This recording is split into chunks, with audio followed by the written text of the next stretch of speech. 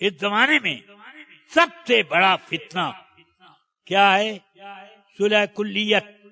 ایک طرف آپ بریلوی بھی کہو اپنے کو، اور دوسری طرف دیوبندی سے اپنی بیٹی بیٹے کا رشتہ بھی کرو، ان سے صاحب کلام کرو، وہ مل جائیں تو چائے پلاؤ، تم ان کے گھر جاؤ تو جم کے چائے پیو، ٹوسٹ کھاؤ، یہ کرو وہ کرو.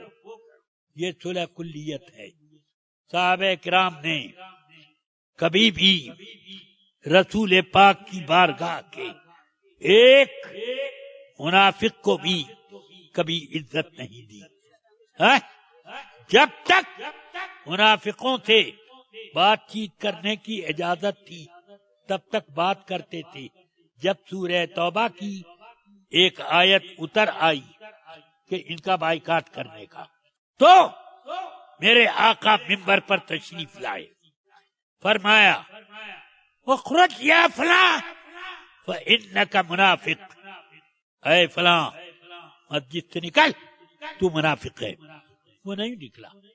اس کے بھائی اٹھے اور اس کا سر کا بال پکڑا اور گھسیٹتے ہوئے لے کر، بال پکڑ کے گھسیٹتے ہوئے لے کر مسجد کے باہر آئے اور اٹھا کے زمین پر یوں پٹکا کہ آج سے اگر تو نے مسجد میں قدم رکھا تو زندہ نہیں بچے گا.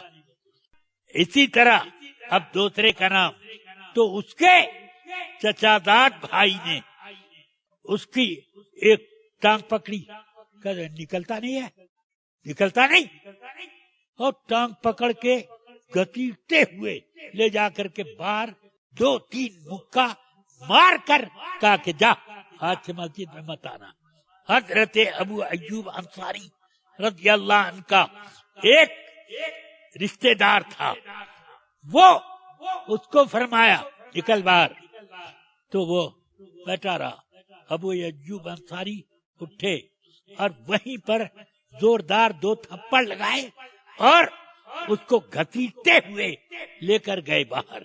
فرمایا آج سے اگر تو مسجد میں آیا تو خیر نہیں ہے. ایک ایک کر کے 80 آدمیوں کو صحابہ کرام نے پکڑ کر باہر کر دیا. یہ صحابہ تھے، وہ رسول پاک تھے. سمجھ میں آئی بات؟ کیا صحابہ اسی کو کہتے ہیں. رسول پاک نے فرمایا کہ میری امت 73 فرقے میں بٹ جائے گی، سب جہنم میں جائیں گے الا واحدہ، ایک جنتی ہوگا. صحابہ نے پوچھا وہ جنتی کون ہے یا رسول اللہ؟ بتا دیں تاکہ اسی کا دامن پکڑے رہیں. فرمایا ما انا علیہ و اصحابی، وہ لوگ جو میرے طریقے پر ہیں اور میرے صحابہ کے طریقے پر. میرے طریقے کے بعد صحابہ کے طریقے کا کیوں بیان ہوا؟ بتاؤ. صحابہ کا طریقہ دیکھا بھی، کہتے ٹانگ پکڑ کے بگایا.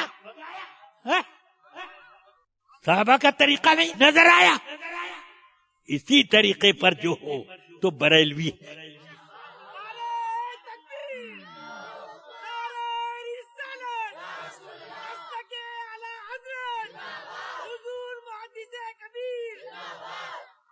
سب کہتے ہیں ہم لوگ جنتی ہیں.